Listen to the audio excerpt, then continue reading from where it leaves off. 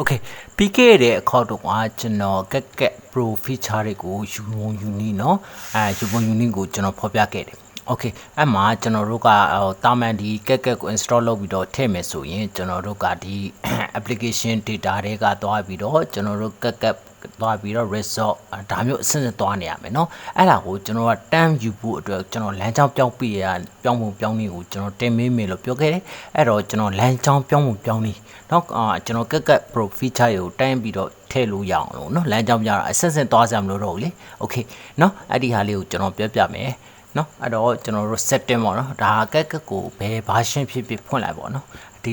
လိုမြင်ရပေါ့เนาะ Okay အဲ့တော့မြင်တော့ဒီမှာ setting တွေ့လား setting ကိုနှိပ်လိုက်တယ်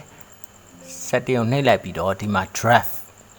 အဲ့မှာ draft save to ဆိုတာเนาะဒီမှာတွေ့လားကျွန်တော်ဒီမှာတင်ထားတာအဲ့တော့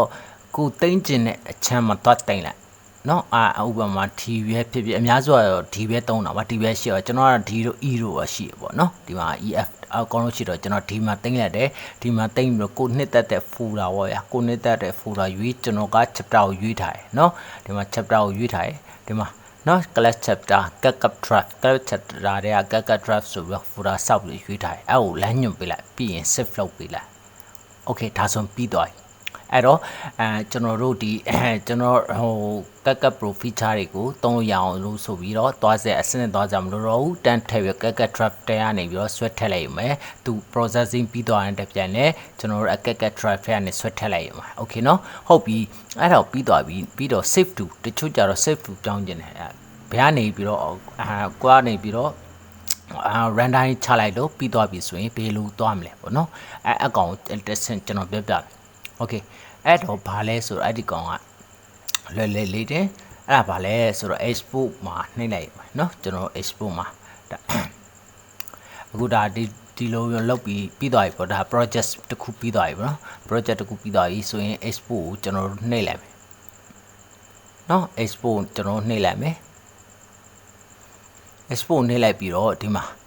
export to ဆိုတဲ့နေရာလေးဒီမှာဒါကြတော့တန်းပြီးတော့ကိုက runner ချပြီးတော့ဒါဆိုရင် export ထုတ်ပြီးပြီဆိုရင်ဘယ်ထဲရောက်မလဲဆိုတော့ဒါလည်းခုနလိုပဲအတူတူပဲကိုစိတ်ချက် folder တိဆောက်ပြီးတော့ကိုချက်စိတ်ချက် folder တွေကိုဆွဲထည့်လိုက်ရုံပဲเนาะတတ်မှတ်ပေးလိုက်ရုံပဲကျွန်တော်ကဒီမှာတတ်မှတ်ပေးထားတယ် class chapter ဆိုပြီးတော့เนาะအဲ့တော့ class chapter ဆိုပြီးတော့တတ်မှတ်ပြီးတော့သူခေါင်းစဉ်နဲ့သူဝင်သွားတယ်ဒီလားတွေ့เนาะသူခေါင်းစဉ်နဲ့သူ okay အဲ့ဒါလေးပဲเนาะအဲ့တော့လွယ်ကူရှင်းလေးပဲเนาะ okay မိထင်တယ်เนาะဒီ setting တွေကနေပြီးတော့ draft ကိုပြောင်းတာအဲ့ကြောင့်မှဒါလေးကျွန်တော်တို့ကlearning တကူခုနတော့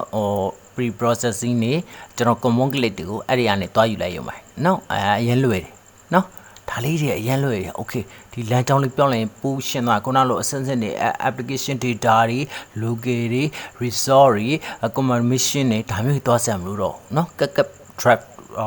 save to လေးကိုဟိုမှတ်ပေးထားလို့မယ်တော့သူကက် trap ဆိုပြီးတော့စောက်ပြီးသွားတယ်အဲ့ထင်မှာတွားယူလိုက်ရုံပဲเนาะအရင်ယူရှင်းပါ okay အားလုံးပဲကျင်းနေကြမယ်လို့ထင်မြင်ယူဆပါတယ်အားလုံးပဲကျေးဇူးတင်ပါတယ်